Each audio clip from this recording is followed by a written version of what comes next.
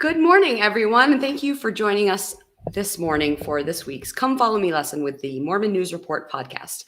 My name is Jenny Noonan Dye, and I am joining you from Provo, Utah, along with my husband, John Dye, who is the one responsible for all that you see on your screen for those of you who are partaking of the video live stream right now. As always, for those who are participating in real time here on the video stream, we'd love to hear from you where you are, what stood out to you in your study this week, whether it's the first time or the 50th time you've read these verses, or even if you didn't read them at all. We get to as many comments as we can, just as we would if we were all gathered together in person. We like to try to use this space and time as a supplement to your other Come Follow Me studies, to sometimes take a deeper dive into at least one aspect of the lesson that stands out. And we love having your participation and your feedback. I'd like to excuse my co-host for the Mormon News Report podcast, Brant Malone in Detroit. He is tending to some family responsibilities. And I'd like to welcome our good friend, our go-to for all the nitty-gritty when it comes to our Come Follow Me study, the nuts and bolts, the quintessence of what we learn all the way from California. It's Ben Bernards. Good morning, Ben. Good morning, Jenny and John and everybody in the class and listening to the podcast. Welcome again to the Mormon News Report Hour of Power. Ben Bernards coming to you live from California. This is our Advanced Placement Sunday School, as we like to call it, on this very special day. As Jenny said, we hope to supplement your regular Sunday school. Maybe let us be the chocolate-covered strawberries to your Waldorf chicken salad croissant sandwich brunch on this happy Mother's Day to you and all of yours. Thank you very much. Yes, here in the United States today, Sunday, May 9th, 2021, it is Mother's Day. So without getting too much into it, because we can never win with addressing Mother's Day. Thank you, John. That's awesome. We do want to just say happy Mother's Day to those who are out there and celebrating. Today, like I said, is May 9th, and we are studying Doctrine and Covenants, sections 46 through 48. The title of this week's lesson is Seek Ye Earnestly the Best Gifts. And good morning to Randall, who says hello from Heber on the other side of that mountain range over there. I do want to say that a lot of what is in this week's study, we find verses that we tend to hear a lot, which happens. I mean, whether in conference talks or in lessons, I feel like a lot of this is very familiar. And Ben has prepared quite a bit so we can take that deeper dive today. So I'll just go right ahead and turn it over to you, Ben. Well, awesome. Well, Jenny, I'd like to actually turn it right back to you, because when we're talking about gifts today, it's not, the physical gifts or the Mother's Day gifts, so that we hope that, whatever gifts people might receive are welcome and full of love. But I'd actually want to lead off with a question for you and for people in the class. When did you actually know that you were good at something? Something, huh? Now, this is an interesting slide. Everyone should know here. And again, you may be listening to this on the Mormon News Report podcast feed, just audio only. But for those who can't see right now, Ben creates a number of slides for us for these lessons. And he puts them together and he sends them over, and then he and John work out when they're going to be displayed. And so this first slide, this question, when did you know you were good at something, happens to be an image of, what is that? What is that, Ben? People doing jazzercise? I don't know. Is it an EFY dance doing the Macarena? I can't tell. So that looks to me very much like a Zumba class. And so that's what it was. Cool. So how did you know that was a Zumba class? You involved in that at all? Are you good at that, Jenny? I am very good at your question. When did you know you were good at something? I am good at something. And something that I am good at is being a Zumba instructor. So when did I know I was good at it? To be honest, it was probably about, I want to say 6 or 7 years ago is when I knew I was good at being a Zumba instructor. So did somebody come up and say, congratulations, you have a medal, you are now good at it? Or was it something that happened internally? It happened internally. I liked it a lot, but But to be honest, a lot of that had to do with feedback from my instructor. Things like, it's not uncommon in a group dance fitness class like Zumba is, to have other students, or rather other instructors, take a turn teaching a song, leading a song on the stage, while the main instructor either joins along or takes a break to grab a drink or something. And I found out I would be called up on stage, and I found out from the woman who I became certified with, that I was the only person she had ever allowed in her class to lead a song by myself on the stage without having been certified first. Of course, I did get certified later, but that validation from others was helpful and encouraging. Awesome. Now, the next question that kind of follows up with that, whether in your Zumba classes or any other aspect in your life, has there been a time where you have felt like an imposter, or maybe Yes. you were the person, and there's actually a label for this, imposter syndrome. Have you ever felt that? Yes, also too when I'm teaching Zumba. Interestingly enough, but yes, imposter syndrome is real, and we've talked about that here in the Come Follow Me lesson. We've also talked about it. Brant and I have talked about it to a great extent on the Mormon News Report podcast, but it's something that everybody can relate to. And I would just describe it as being in any situation, whether it's professional or personal, where you think, I don't belong here. They're going to figure out that I'm a fraud. And it has to do with self-doubt a lot of the time, and also assumptions about the other people around you. So yes, I've felt that. It's that sense like everybody else around me belongs to be here except for me, right? I saw this silly little webcomic of people that are hey, welcome everybody to the Imposter Syndrome Convention. And everybody at that convention is walking around with that voice in their head that says, everyone totally belongs here except me. And it's really surprising. You said that this is something that so many people, the vast majority of people, experience in their lives. So what does this have to do with gifts of the Spirit? And what does this have to do with, Doctrine and Covenants in this week's Come Follow Me?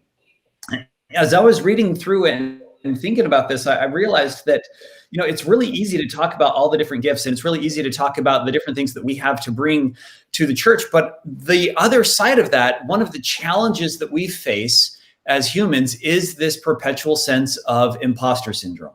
And if you or anybody else listening out there has never felt that, then that's awesome. I think that is so great.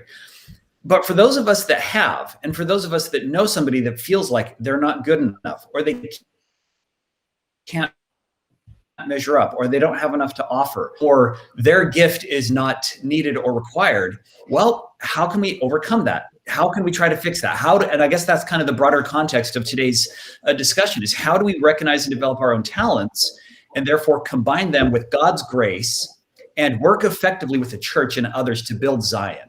But also a little bit about what are these gifts and how do they manifest externally in our lives? So that's kind of what I wanted to dive into today. That sound okay? Yeah, I think that's wonderful. So awesome.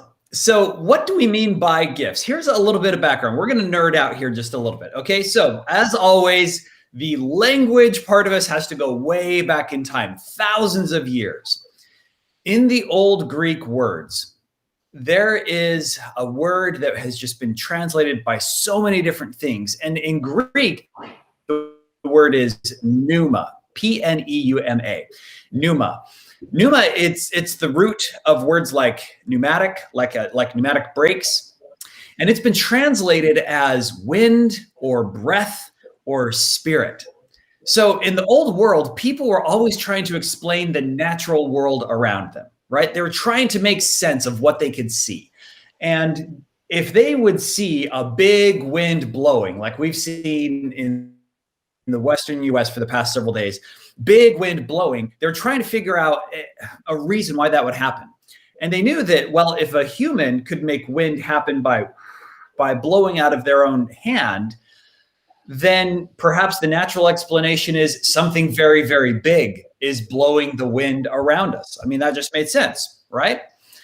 So the pneuma that you would see around them, that starts with life. There's got to be some living thing that is causing that wind to blow. So it begins with something alive.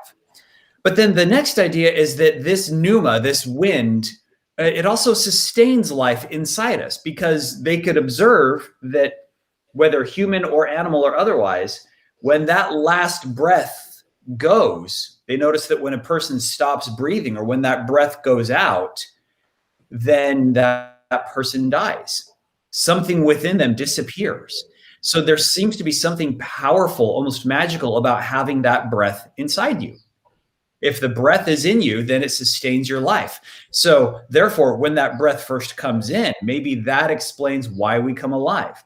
And this, by the way, helps explain the Hebrew Old Testament creation stories about how you could take something made out of clay and some big, powerful God that had life inside him, and he could put that breath of life inside the clay, and then it comes alive. All right. So that's the creation of Adam and Eve.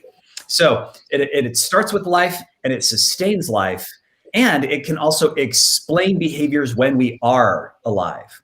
So just like there are calm winds and harsh winds, just like there are warm and cold winds, and also just like how different smells and aromas and vapors can trigger things like memories or behaviors. All these different forms of wind or breath or pneumas can explain why people act the way they do. So if humans can cause different types of breath, and we also see different types of winds around us, on a really, really powerful windy day, it can be very destructive. So too, if there is one of those external winds, one of those God-given pneumas, one of those spirits that came into us, perhaps that would explain why we act in all the various different ways. So that's a little bit about the word pneuma. So they believed that these pneumas, it was a physical manifestation, this wind that was around us. And that word pneuma has been translated in the Bible as spirit. And they believed that it originated from some bigger being. So when they say the spirit of God or a spirit has entered into a person, that was literally translated as a wind/breath. Okay, so that's the first piece of this puzzle. So let's set that aside for just a second. Now let's talk about the next piece. To understand and to be clear about our language, a skill versus a gift. So question for you, Jenny. How would you try to describe or explain something that is a skill versus something that is a gift? So when we say you're very skilled at that versus, ooh, you are so gifted at this, what would you say? I think my first inclination to answer that would be that that a gift is something that seems to come naturally to people, and a skill is something to be developed or learned, which is not to say that they can't be the same thing. Because I feel like a lot of people have gifts that they can then, that are in fact skills that they can work on, that they can further develop. And I feel like talents is another aspect in here, but with a lot of people often use the word talent when the word is gift. But because we kind of culturally have an idea of what a talent is, whether it's, usually when people think about talents, it's something performance-wise, right? That is on display for others. Yeah. Athletic talent, musical talent, artistic talent, that sort of thing. But there are many, many gifts, seen and unseen. Good call. Good call. I like that. I like how you described how, skills are, something that we work on. That's practiced. And for the purposes of this discussion, I think that's a great way to distinguish them. That a skill is something that anybody could do. And if you rehearse and refine it, then you get better at it, right? And generally speaking, if your skill and if your practice is productive and is focused on improving yourself, then that repetition of multiple hours will make you to get better at it, right? To follow, Malcolm Gladwell's 10,000 hours rule, as soon as you put roughly 10,000 hours into something, if it's productive 10,000 hours, then you will become outstanding in that field. That's his theory of explaining why the Beatles were so popular, because they put in the time. Why Bill Gates was so smart at such a young age, because he had the time programming. And so therefore, a skill in that sense is something that anybody could get better at if you simply put in the time, right? And the gift, as the name implies, is something that comes from somebody else. It comes from outside, right? You can't give yourself a gift. Although, to be fair, we're at this stage in my relationship with my wife where she's like, hey, she told me the other day, my Mother's Day gift to myself is I'm buying myself a new dress and some nail polish. So you're off the hook. And I'm like, hey, cool. If that's what you want, then that's what you want. That's awesome. Everybody wins. Everybody wins. So the gift, in this context, the gift is something that you can't give to yourself. You can't practice your way into it, right? There's a void or an absence of something in your life, and it gets filled by somebody else. And in this case, that gift is something that gives you some kind of extraordinary capability, something above and beyond what you could naturally do on your own. So now we can practice skills and we can receive gifts. And when those combine, that makes us who we are. And then usually it's the combination at the outside of that people see. People see the final net result of that. And they can hear a very talented pianist and say, oh, that person is so totally gifted. To which we might say, well, yeah, they were gifted, but they've also been practicing 20 hours a week for 20 years. That's the natural end result. Okay, so skills versus gifts. Now, with that in mind, let's combine that idea of a gift with this idea of a spirit, where a spirit is that thing that comes from some divine source and it enters into your body and it gives you some sort of behavior modification. So a spiritual gift, then, this is something that is totally loaded with lots of meaning. And when we talk about gifts of the Spirit, that helps us understand a little bit what was meant in the Bible and what is meant in scriptural terms of not necessarily being like possessed by a spirit, but the idea is that gift has come in to you from an outside source and it brings a new behavior. Now, there's some sections in our own church library found in the church history topics under the heading of gifts of the Spirit that I felt really encapsulated this idea so well. And instead of me trying to recap it all, it probably made sense to just read it straight up. Jenny, could we ask you to read this for us, please, this section on gifts of the Spirit? Of course. In the New Testament, Jesus Christ promised his disciples that signs shall follow them that believe, including casting out devils, speaking with new tongues, and healing the sick. By the early 1800s, however, many Christians debated whether such miracles had been intended only as signs for the authority of the ancient apostles, or if they followed believers in any age. Christians who believe the gifts ended with the apostles are often called cessationists, while those who believe the gifts continued are called charismatic. Early Latter-day Saints, believing in the Book of Mormon message that the day of miracles had not ceased, were charismatic. They sought for and expressed the gifts of the Spirit in a variety of ways. And Ben, I just want to say hello also to a couple other people, Nancy in West Jordan, Nilda in Toronto, and Jeff and Yolanda in Kennewick.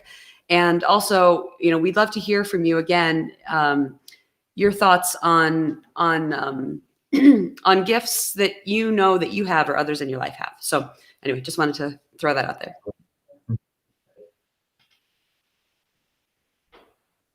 Go ahead. Do continue. Gifts of the Spirit. Okay. Is there the next? Uh-huh. Okay. There it is. Okay. The saints soon learn, however, that not all charismatic displays came from God. When Joseph Smith came to Kirtland from New York in 1831, he witnessed meetings filled with charismatic behavior and became concerned over how to distinguish authentic spiritual gifts from other displays. Through revelations given to the prophet, The saints learned that false spirits could deceive individuals who sought spiritual manifestations for their own sake, and that gifts should be used to serve and to edify. The Lord also clarified that those ordained to watch over the church would have the gift to discern whether the exercise of certain gifts was from God. Church leaders continued to counsel with each other and the saints about the purpose and proper use of spiritual gifts. Awesome. Thank you so much. So this idea is that, if in the Bible, it talks about a spiritual gift, and looking at their use of the language, they believed that a spiritual gift was something when a spirit, this pneuma, would enter into your body, and it would bring unusual results. And in some cases, it was unusual physical behavior. And this would explain anything that was odd or uncontrollable behavior, as if you were possessed or inspired by somebody. And sometimes that behavior was really frightening. Sometimes it was physically lashing out. Sometimes it seemed like the person would be rambling or saying incoherent things. In today's medical understanding, we might call that something different. We might call that something like epilepsy or schizophrenia or cerebral palsy or autism or any other things that seemed to be outside the norm of human behavior. They would look at it and they say, oh, that person is possessed by a spirit. And sometimes a person would be possessed by a spirit that would bring wonderful positive things, where a person would say something that was unusually wise, or they would have the ability to give good counsel, or they would say something prophetic, or they would have the ability to touch or to heal or to speak in a foreign language. So now we can see they would say, oh, that is a gift of the Spirit of God. So with that background, that kind of helps us understand what Paul would mean when he first laid out all these different ideas of gifts of the Spirit. So let's turn briefly, if we could, to a section in 1 Corinthians chapter 12, where he starts lifting all of these different ideas. Okay, so with that understanding of gifts and that pneuma that is coming from God, here is Paul that is speaking to people in this Mediterranean world that had this worldview of different spirits from different types of sources. And he's saying, these are the ones that come through God, our Heavenly Father, the Father of Jesus Christ. Would you mind reading? This is 1 Corinthians 12. Let's go 4 through 11, please. 4 through 11, you bet. Now, there are diversities of gifts, but the same Spirit. And there are differences of administrations, but the same Lord. And there are diversities of operations, but it is the same God which worketh all in all. But the manifestation of the Spirit is given to every man to profit withal.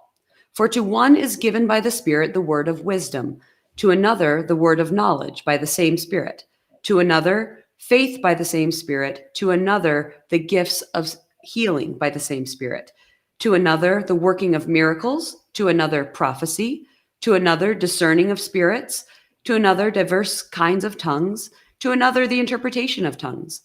But all these worketh that one and the selfsame Spirit, dividing to every man severally as he will. All right. So before we go any further, do any of these verses stand out to you? Anything catch your eye, or is there anything particularly important that you liked about what he listed here? So, I mean, I like that.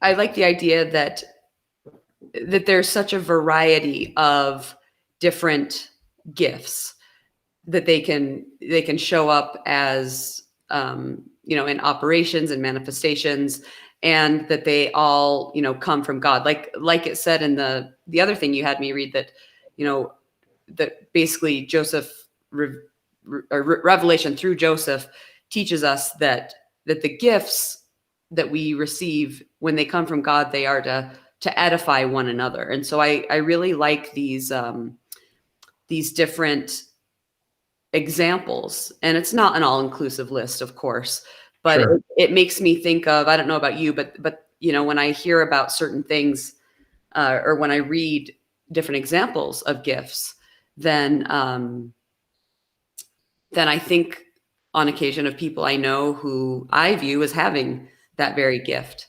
I like what Laurel says. Oh, and hello to Malika in San Bruno, of course. And Laurel shares, we are here as spiritual infants. Children need things to learn from in order to grow. Scriptures call these things gifts. They're beneficial surprises.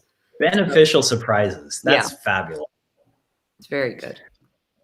So we see kind of the foundation of this idea of spiritual gifts, where Paul is saying when the pneuma of God enters into you, these are ways that it's going to be manifested. And like you say, it's going to come to different people in different ways. And in D&C 46, it expands a little bit and adds quite a bit. Actually, there's lots of different things that are added to it. And I'm going to go ahead and read this. This is Doctrine and Covenants, section 46, verses 11 through 26. And you're going to see that there's a little bit of overlap. Some things are repeated, but there's also some new things that are added to it. All right? So here is what we have to say in D&C 46, 11 through 26. For all have not every gift given unto them, for there are many gifts, and every man is given a gift by the Spirit of God. To some is given one, to some is given another, that all may be profited thereby. To some it is given by the Holy Ghost to know that Jesus Christ is the Son of God, and that he was crucified for the sins of the world. To others it is given to believe on their words, that they also might have eternal life if they continue faithful. And again, to some it is given by the Holy Ghost to know the differences of administration, as it will be pleasing unto the same Lord, according as the Lord will, suiting his mercies according to the conditions of the children of men. And again, it is given by the Holy Ghost to some to know the diversities of operations, whether they be of God, that the manifestations of the Spirit may be given to every man to profit withal. And again, verily I say unto you, to some is given by the Spirit of God the word of wisdom. To another is given the word of knowledge, that all may be taught to be wise and to have knowledge. And again, to some it is given to have faith to be healed, and to others it is given to have faith to heal. And again, to some is given the working of miracles, and to others it is given to prophesy. To others the discerning of spirits, and again it is given to some to speak with tongues, and to another is given the interpretation of tongues. And all these gifts come from God for the benefit of the children of God. Okay. So, like we said, a little bit of a Venn diagram here. And John, if you want to go ahead and go to the next one, we can see there's a lot that's listed in one, and there's a lot that's listed in the other. So, with this new list, what stands out to you? Do you have any favorites? Any things that are particularly interesting to you? Favorite gifts? Yeah. So, well, I do want to say I really like how it says in verse 12, to some is given one and to some is given another, that all may be profited thereby. And when I consider that, I think of examples even professionally where, you have kind of, I can't even think of the terms for them, but usually you've got someone who is really good at being an ideas person.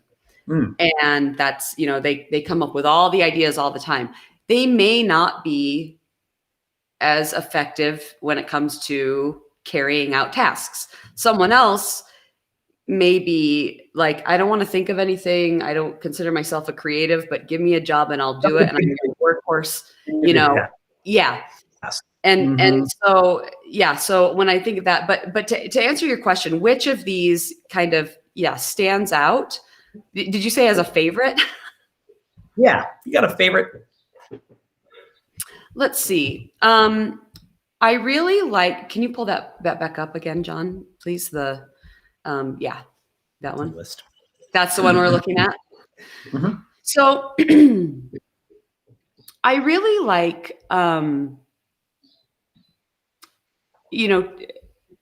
first one on the D&C side, to know Jesus is the Son of God. And then a little ways down, faith to be healed. I feel like these are things that I've heard in things like baby blessings, or other blessings really, but to have, you can just tell that some people, in talking with them, their faith about Jesus being the Son of God is just there. Like, it is unshakable. And to be honest, that is a gift. I think about anything having to do with languages and just the miracle of that, and I think we're going to get into that, right? But yeah, I mean, there's a lot of things here that I feel like it's fascinating. That I'm glad that you pointed out that one in the very top of D&C 46, where it says, "To some it's given to Jesus to know that Jesus is the Son of God." And then the corollary with that, which I find so comforting, where God specifically says, "To others it is given to believe on their words." Mm-hmm. It's like God, as a loving parent, is saying, "Look, some of you kids down there, you're just going to have a super strong testimony. And for whatever reason, whatever random of the rolling of the cosmic dice, some people are just going to have that strong testimony and they're going to be able to get there. And others of you, my dear children, you're not going to have that same strong testimony.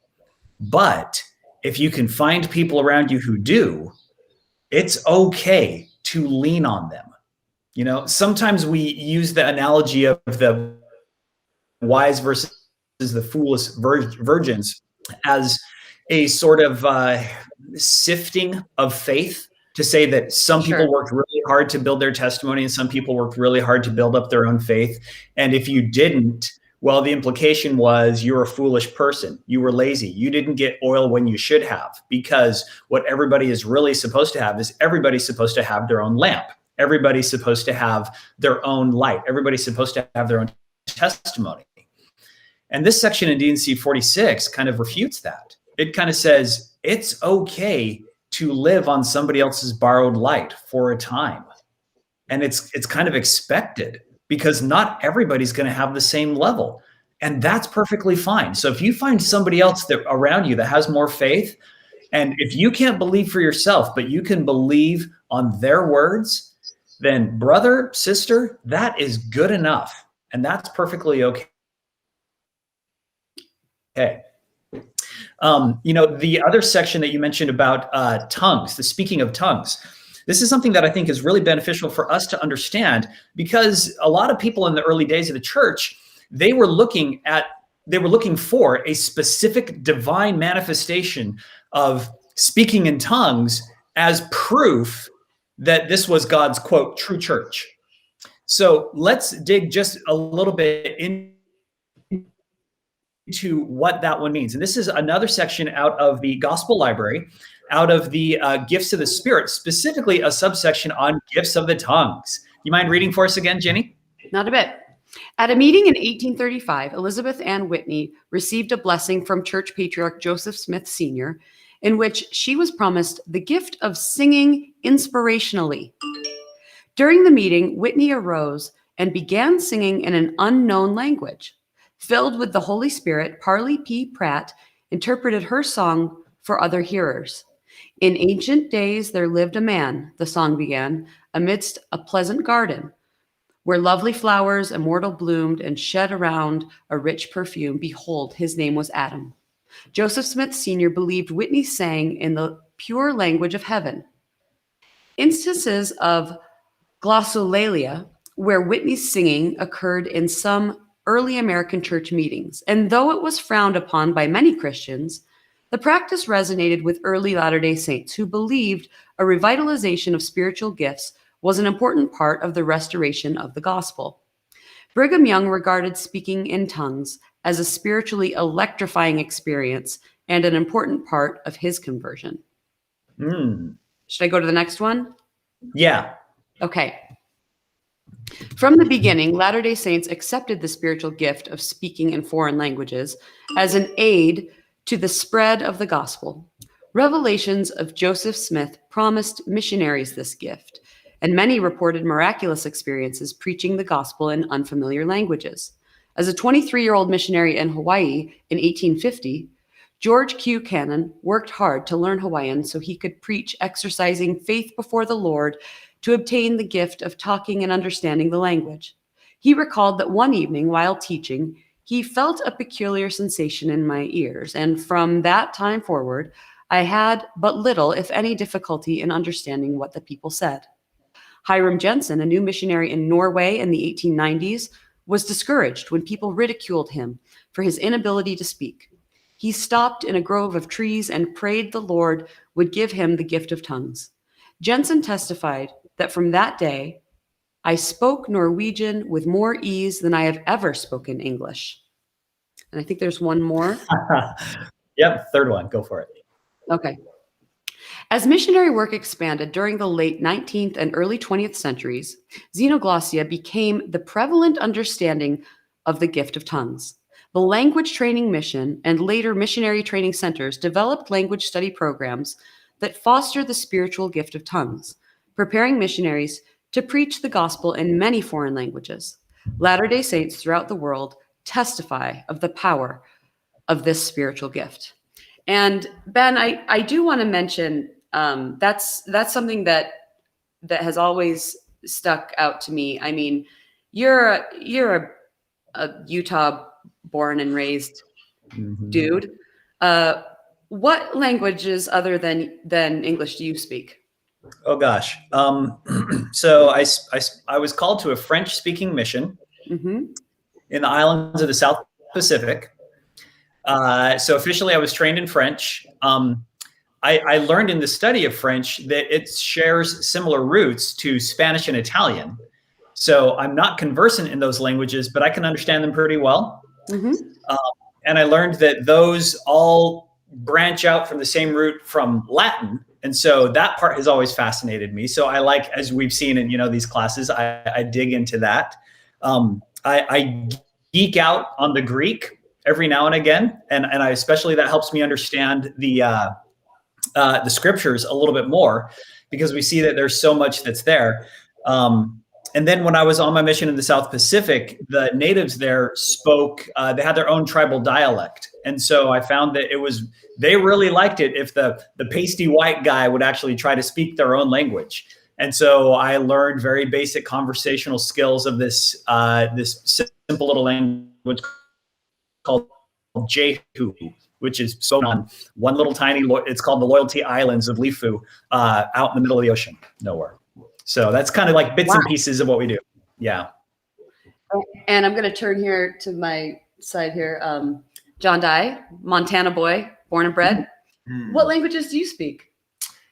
Spanish. Oh my gosh. That's a little joke. He does not speak Spanish. No, he does. He actually does very well. In addition to Pig Latin. Okay. Ordering at Cafe Rio does not count as speaking Spanish, John. Exactly right. Free meal is not Free Spanish. meal, yes. Yeah, I served my mission in Taiwan, so Mandarin Chinese, and hopefully English quite well. Yes. So, yeah. And my point, I mean, you've got, forgive me, white boy from Utah, speaks French, and some very obscure spoken in one small part of the planet. You've got that. You've got John here, also white boy from Montana, these farm boys, right, who speaks Mandarin. My brother, also white boy from farmland in Western New York, speaks Vietnamese. He also speaks Mandarin, but he served a mission in Texas. And during the war, a lot of the refugees were hosted by Southern Baptist churches. There's a significant Vietnamese population there. And it is no wonder that people from around the world have traveled to missionary training centers to say, how are you getting, and to use Ben's words, these basic white boys and girls to speak these languages so well? And while they do have very effective language training programs, it is undeniable that part of the success there is through gifts of the Spirit. Yeah. That's the gift, right? I mean, people have tried to copy and paste the language training mission on the skill side, right? They've tried to put people in similar scenarios. They've tried to follow the exact same curriculum. They've tried to have the same sort of rules and programs of how you speak it, and they get different results. And one of the only explanations is there's got to be some sort of external factor that you cannot measure and you cannot replicate. Now, for all of that, for me, that seems like that it comes with a pretty big responsibility to be humble enough to realize that other people can also receive those gifts. And there are some gifts that are given to people, well, plenty of gifts that are given to people outside of the structure of the church. And here's what I mean. I talked about being on a mission in the South Pacific.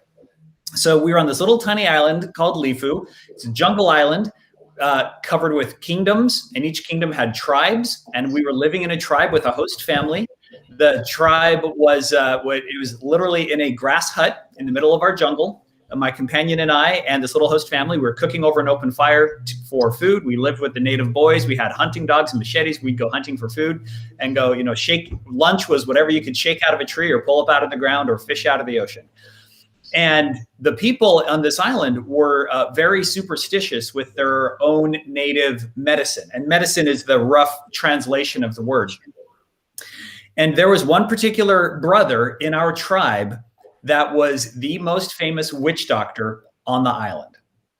And witch doctor is a very poor translation of what he did, but people would come to him from all over the island for help finding lost things, help getting magic love potions to make a person fall in love with them, help having healings for earaches or toothaches or headaches or weird things happening in their body. Before he was baptized a member of the church, he was this very famous shaman, witch doctor kind of a person, the tribal healer. And after he was baptized and after he was endowed through the temple and became the one of 2 high priests on the island, he was still a practicing witch doctor on the island. And so here comes naive Elder Bernards from Utah that stepped into this tribe and looked around and said, that's wrong. He's not doing this by the power of the priesthood. This is satanic. This is of the devil. You're not supposed to do this. And you can imagine how good that went over with the local natives. When they come in, they're like, good job. Oh, yeah, it's perfectly fine. And things got really heated. And I said, well, you know what? I totally know what I'm talking about because I'm a missionary and I've got the name tag. So I'm going to write to my mission president and I'm going to explain to you why you guys are so wrong. And this is totally wrong.